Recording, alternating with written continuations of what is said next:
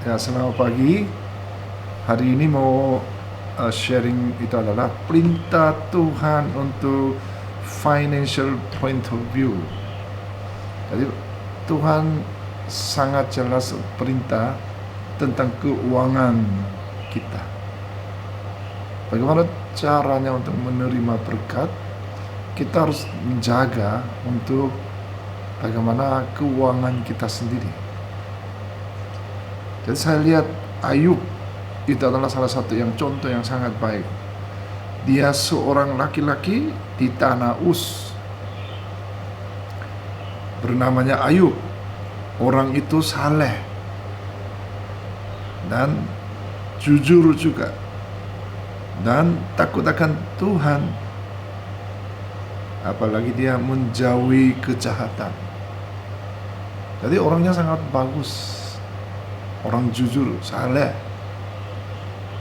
Tapi kenapa dia menderita?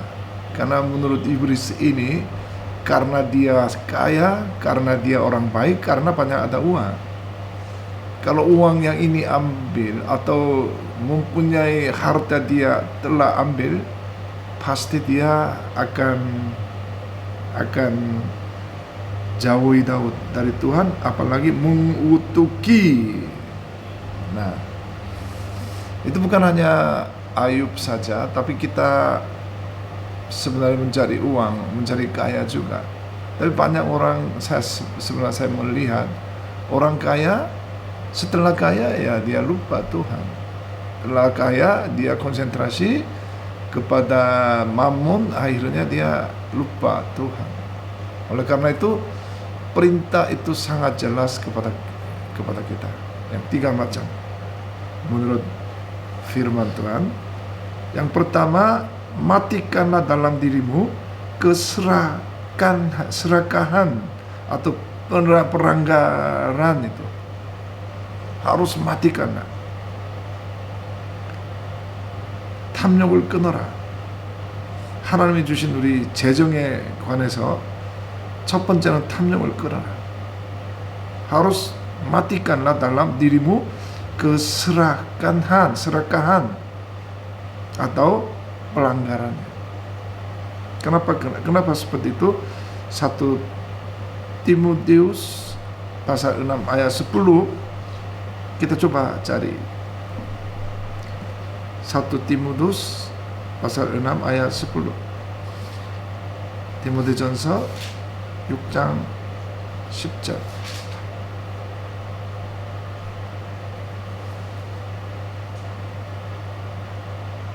Nah, kalau saya lihat, karena akar segala kejahatan ialah cinta uang. Nah, oleh karena itu harus matikanlah. Kenapa? Karena segala kejahatan ialah cinta uang. Sebab oleh memburu uanglah beberapa orang telah menyimpang dari iman. Jadi iman juga udah rusak. Dan menyiksa dirinya dengan berbagai duka. Setelah mencintai uang, jadi habis. Jadi itu nggak bisa. Saya juga sering lihat, kalau dia terlalu mencintai uang, akhirnya telah cinta uang, habis. Kedua, kenapa harus matikanlah? Keduanya, itu adalah menyembah berhala, seperti itu. Karena itu matikanlah dalam dirimu segala sesuatu yang duniawi, ya, yaitu percabulan, kenajisan, hawa nafsu, maksudnya nafsu jahat, dan juga keserakahan yang sama dengan penyembahan berhala.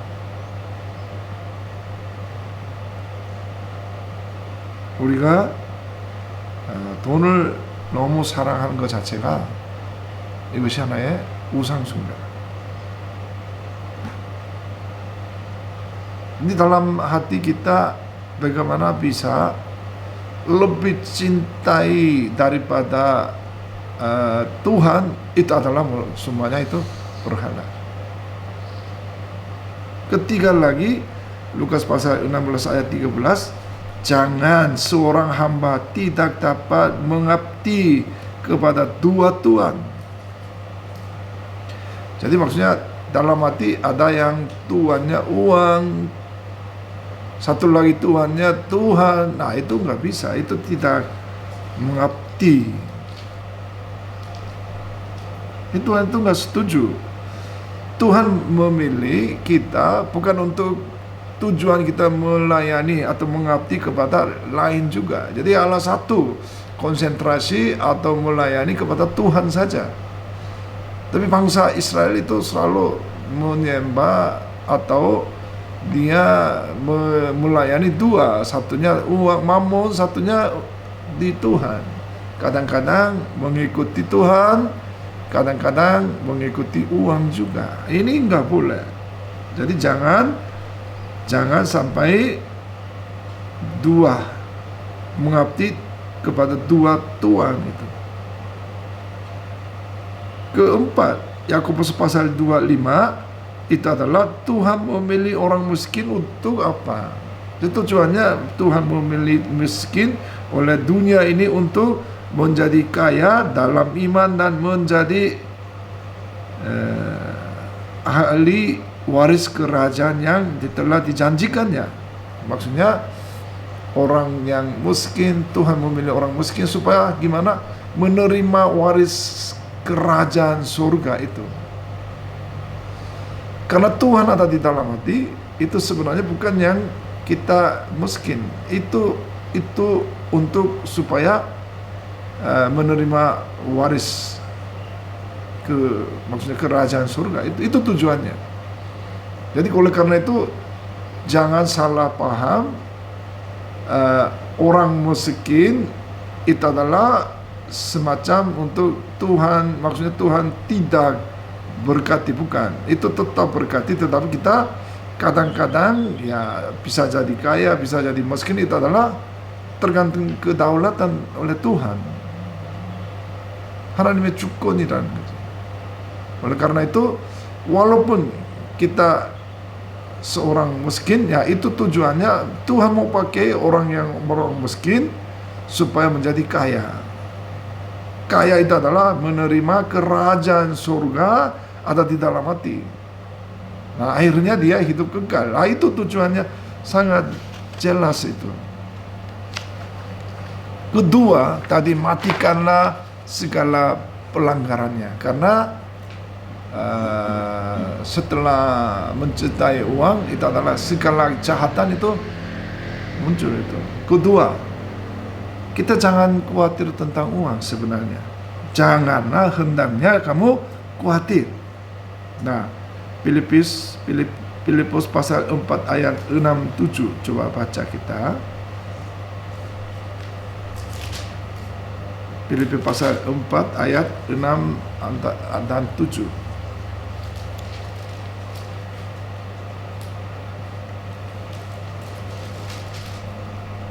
Coba baca satu. Bila baca 6. Janganlah kamu khawatir tentang apapun juga, tetap menyatakanlah dalam segala hal keinginanmu kepada Allah dalam doa dan permohonan dengan ucapan syukur. Nah, ini maksudnya janganlah hendaknya kamu khawatir. Karena kenapa nggak boleh? Memang ada alasan khawatir gitu. Tapi tetap tidak boleh khawatir karena kenapa? Apa yang khawatir harus doa dan permohonannya. Karena Tuhan sudah menyediakan berkatnya luar biasa. Tapi apa yang khawatir sehari-hari itu harus doa dan permohonan supaya kita tertuju, mata kita tertuju kepada Tuhan karena Tuhan sudah menyediakan berkatnya. Ya, kalau begitu damai sejahtera Allah yang melampaui segala akal akan memelihara hati pikiranmu dalam Kristus Yesus. Tuhannya sudah menyediakan segala damai sejahtera dan melampaui segala akal. Nah, oleh karena itu kita harus percaya. Kita takut dan gemetar dan oleh karena uang, itu adalah seperti apa tadi? Itu menyembah berhala. Lebih bagus kita percaya kepada Tuhan. Itu doa dan permohonan, ya itu nanti khawatirnya agak berpindah menjadi berkatnya. Ini yang tujuannya. Oleh karena itu Tuhan sangat jelas, jangan khawatir gitu. Jangan khawatir bukan yang satu Tuhannya, segala hal. Apapun juga, tentang apapun juga, jangan khawatir. Karena ini yang tujuannya sangat jelas, jangan khawatir. Karena burung pun juga Tuhan memelihara. Burung bukan burung aja, itu bunga juga Tuhan melihara. Apalagi manusia itu, Tuhan pasti akan memelihara. Oleh karena itu jangan khawatir satu pun juga, tentang apapun juga, supaya apa? Supaya berdoa dan permohonan, supaya ayat yang sangat jelas itu adalah ayat 7. Damai sejahtera Allah yang melampaui segala akal akan memelihara. Nah, itu yang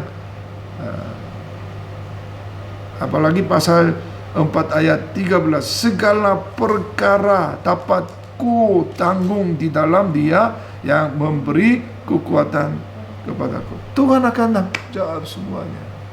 Tuhan sangat jelas.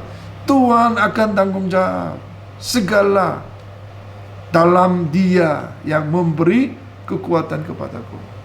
Tuhan sudah siap berkatnya, Tuhan sudah siap untuk bagaimana memberi kekuatan kita. Oleh karena itu jangan kita khawatir. Ketiga,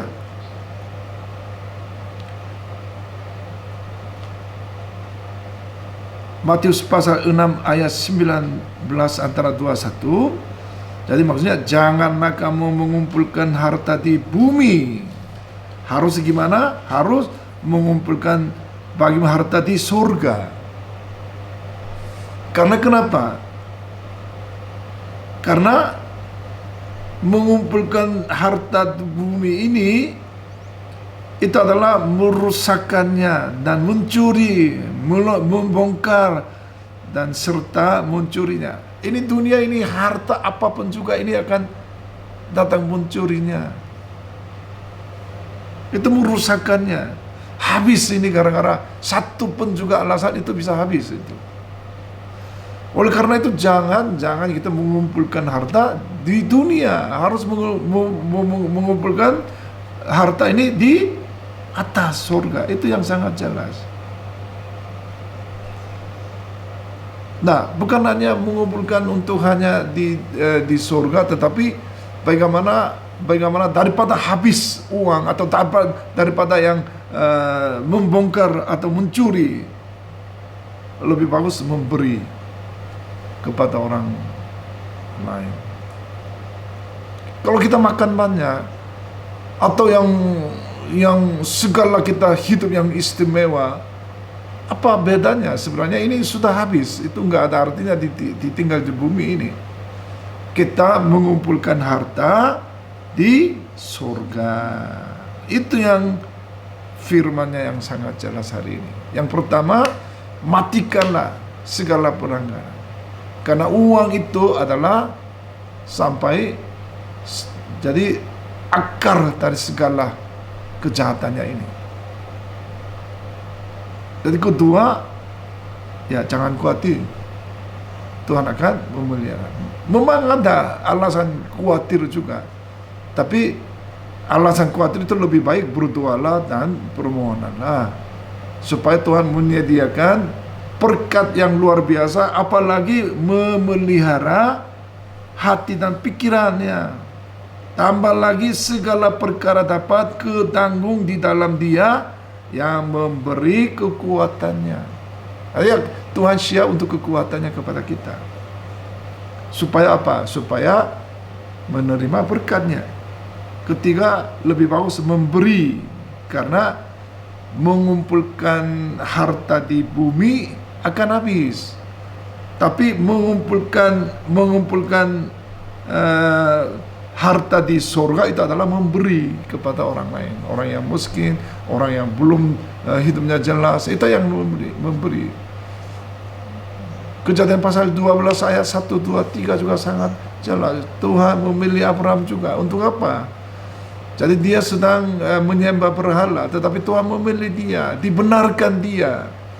Akhirnya dia bukan hanya menerima berkatnya, tetapi ya dia mengalirkan kepada orang lain supaya mengenal nama Tuhan, supaya berkatnya mengalir kepada orang lain, supaya dia mengerti akulah Tuhan. Nah, itu yang sangat jelas. Jadi akhirnya kita ada tinggal di sini, bagaimana melalui kita sebagai alat Tuhan, bagaimana bisa memberi kepada orang lain. Akhirnya bukan memberi tujuannya, tetapi akhirnya memberi kepada mereka supaya mengenal nama Tuhan. Itu yang maksudnya. Kita harus, tentang keuangan kita harus mengerti supaya menerima berkat luar biasa. Itu yang sangat penting.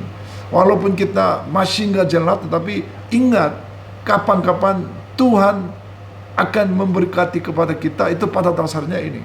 Tapi makin jauh dari Tuhan, makin kita mengikuti pelanggaran ini, jadi ya berkatnya mungkin ya jauh.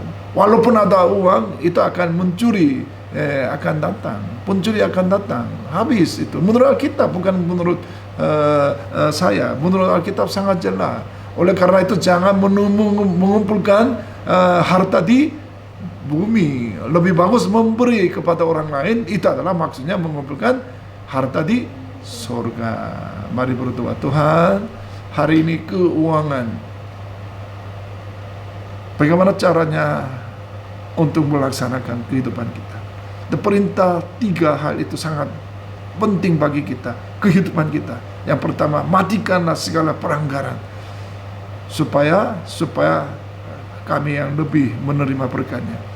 Kedua, jangan khawatir. Kita tidak hendak untuk khawatir segala tentang apa yang perkara, karena Tuhan perintahnya sangat jelas, malah lebih baik itu doa dan permohonan supaya menerima berkatnya. Segala melampaui akal budi, Tuhan siap untuk kekuatan kepada kami. Tuhan, apa yang kita menerima berkat itu mengumpulkan harta di sorga, supaya kami mengalir kepada orang lain, mengalir kepada orang yang miskin, supaya kita hidup yang lebih kaya, hidup yang lebih bagus, hidup yang lebih dekat kepada Tuhan. Dalam nama Yesus Kristus kami berdoa. Amin. Amin.